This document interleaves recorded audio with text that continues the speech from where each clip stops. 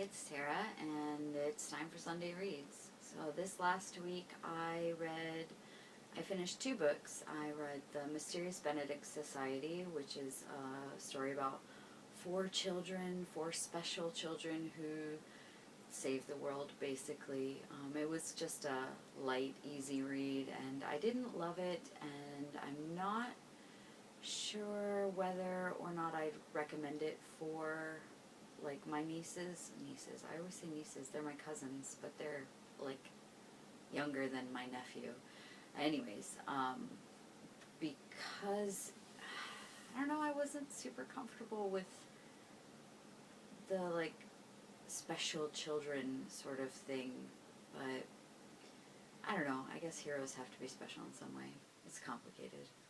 So yeah, I ended up giving it like 3 stars. It was an interesting, easy read, but I don't think that I will be continuing the series. It is the first in a series, but I don't think I'll be moving on.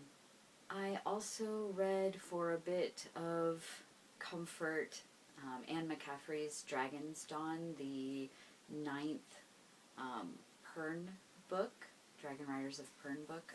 I think chronologically it's the first novel, and I don't know, I was just feeling like I needed some sort of comfort reading, so I went back to an old favorite, and I must have read this book like 3 or 4 times already, but it was just as good.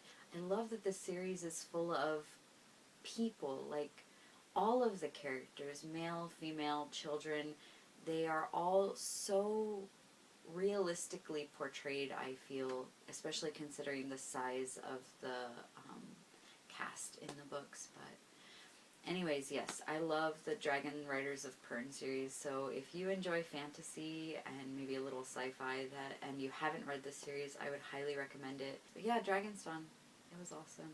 I cried and laughed, and I was saying that like with rereads, there's just something about them that really, it adds an extra level to your reading because you're recalling feelings you had when you first read it or second or third read it. So I think with each reading it gets more and more complex the way you feel about a book, and I think that's amazing and makes rereading totally worthwhile. Next week I will be reading more of Crystal Rain by Tobias Buckle. I started this last week as a buddy read with Michael from Bitten by a Radioactive Book.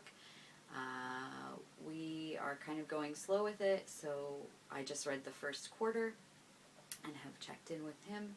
So far it's been a really rough start, and I had a lot of trouble getting into the book, but now things are starting to roll a bit, so I'm looking forward to seeing what happens next. It is kind of refreshing to see something that's set in a more like Latin American, Caribbean sort of feeling atmosphere, though they're not actually in that place. It's just that sort of cultural feel to it, or what I understand as the cultural feel.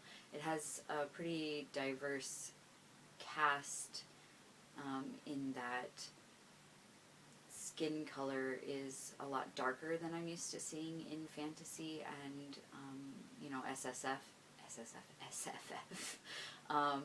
So that's a pleasant change of pace, but other than that, there's actually not that much diversity. There is one character who is physically handicapped, in that he's missing a hand, but there actually isn't that much diversity other than that. We don't have any LGBT characters thus far, or anything like that, so I'm looking forward to seeing what happens through the rest of the book.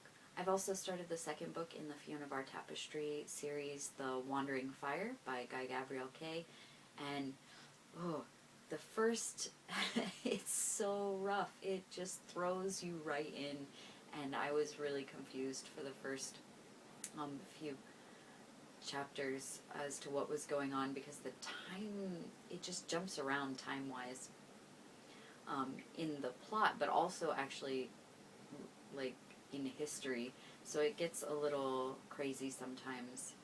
But and I've decided on my Japanese and classic sci-fi novel for the month, so maybe I'll start one of those later in the week. I've decided on Odd John by Olaf Stapledon or something. I can't remember his last name.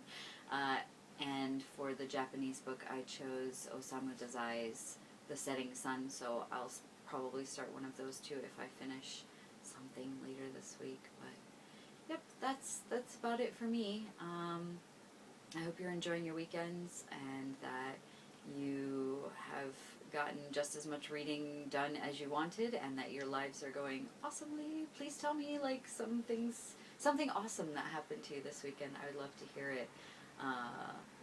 Anything is fine. Like my cat did something crazy. I don't know. Anything is cool. I want to hear about, you.